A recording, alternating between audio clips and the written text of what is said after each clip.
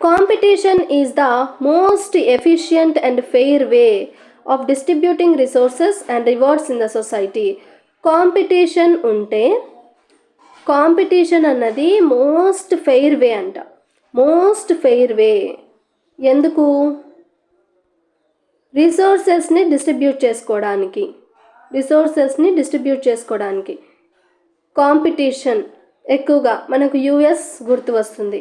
వాళ్ళు ఏం నమ్ముతారు? కాంపిటీషన్ అన్నది కరెక్ట్ వే మనం అన్నీ సాధించుకోవడానికి అని వాళ్ళు భావిస్తారు.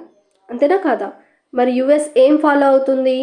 సెంట్రిజమా, మార్క్సియన్ సోషలిజమా, లిబరలిజమా? That is liberalism. Option A is correct. Competition is the most efficient and the fair way of distributing resources and rewards in the society. ఈ ఫిలాసఫీ దేనికి సంబంధించిందంటే లిబరలిజంకి సంబంధించింది. Clear? Let's see the another question. Which of the following are the constitutional bodies? ఇందులో constitutional bodies ఏవి అని అడుగుతున్నారు.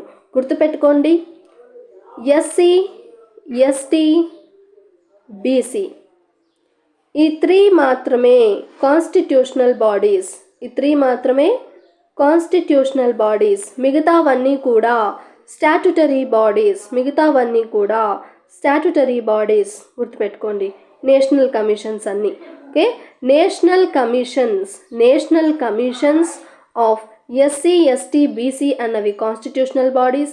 National commission of statutory బాడీస్లో ఉమెన్, మైనారిటీస్, ఓకే, వీళ్ళందరూ కూడా రావడం, చైల్డ్, ఇవన్నీ కూడా స్టాట్యుటరీ బాడీ కిందకి రావడం జరుగుతోంది.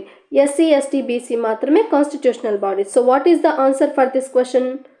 Schedule caste, backward class and ఇంకా ఉమెన్ కాదు, నేషనల్ హ్యూమన్ రైట్స్ కమిషన్ కూడా కాదు, మైనారిటీస్ కూడా కాదు. So what is the question? 1 and 4. So what is the answer? Option A is the correct answer.